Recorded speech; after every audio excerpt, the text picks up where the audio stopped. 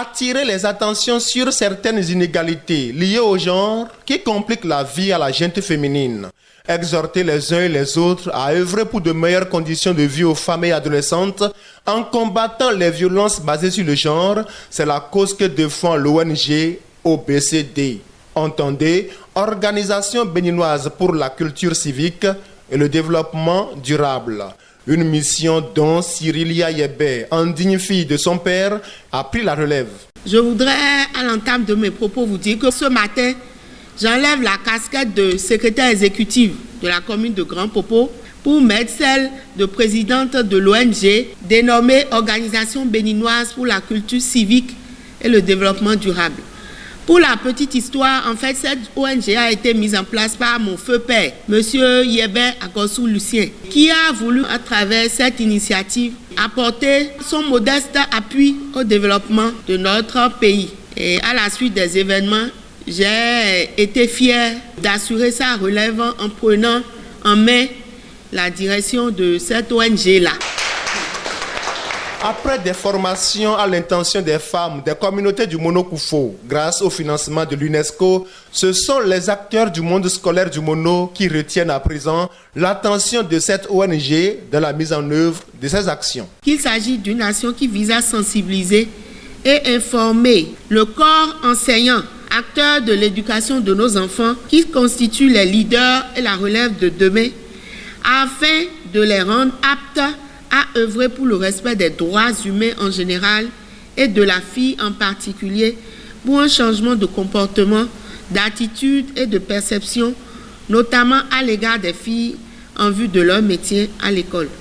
Je me réjouis particulièrement de la présence de plusieurs éducateurs, ceux-là qui ont mission de façonner des esprits et des âmes. L'événement de ce jour illustre les nombreuses actions par lesquelles l'UNESCO et le gouvernement de la République du Bénin entendent éliminer les pratiques sexistes sous toutes ses formes pour faciliter le maintien des filles à l'école.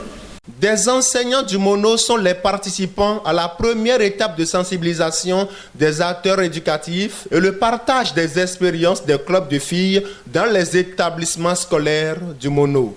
Dr Paulette Okweisha Nyavi, secrétaire générale de la Commission nationale béninoise pour l'UNESCO, les invite à apporter leur contribution à cette noble mission.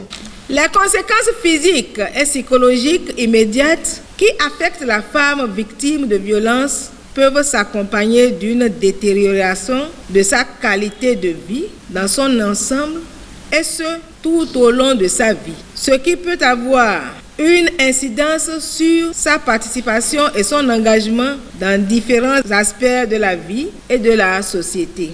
La violence faite aux femmes les prive de leur dignité, porte atteinte à leurs droits fondamentaux, nuit à leur santé, réduit leur productivité et les empêche de réaliser leur plein potentiel. Nous ne devons pas occulter les conséquences importantes sur la paix et la sécurité et des retombées négatives sur le développement.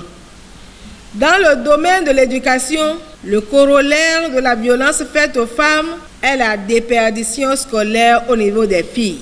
Et je ne vous apprends rien en affirmant qu'il n'existe aucun instrument de développement plus efficace que l'éducation des filles.